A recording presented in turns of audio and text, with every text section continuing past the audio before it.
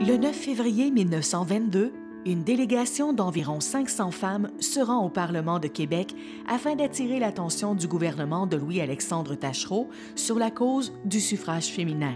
Ces militantes unissent leurs efforts pour que les Québécoises obtiennent le droit de voter aux élections provinciales et de se présenter comme candidates.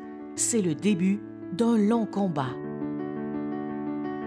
Mais le parcours de ces pionnières commence bien avant le 9 février 1922.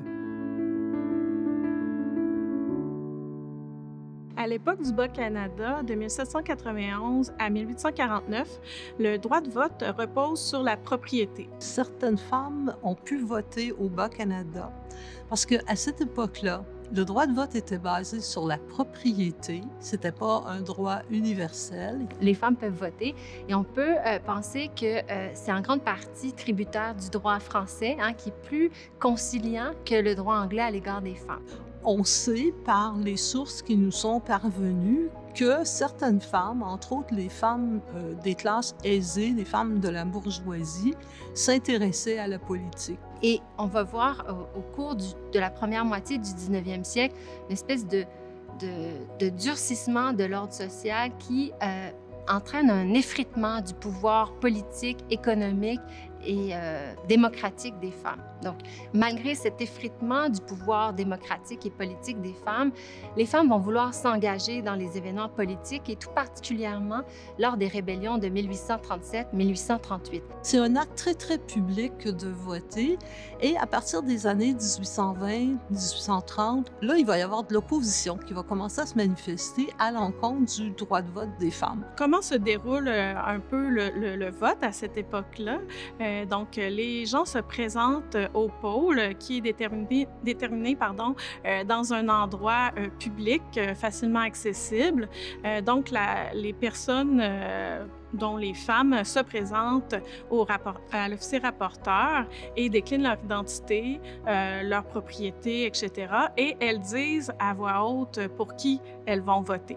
On va commencer à dire que le fait que des femmes se retrouvent dans des bureaux de scrutin, c'est pas respectable. On va commencer à associer la place des femmes dans la société beaucoup plus au foyer, aux enfants, qu'à l'espace public.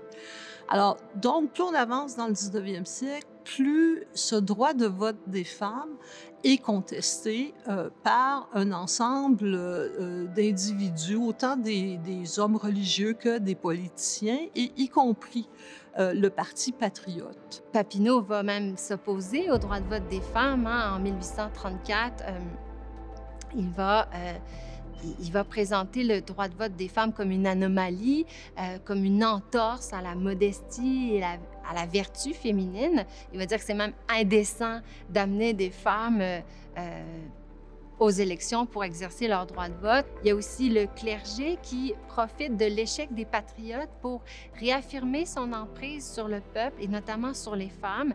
Le clergé va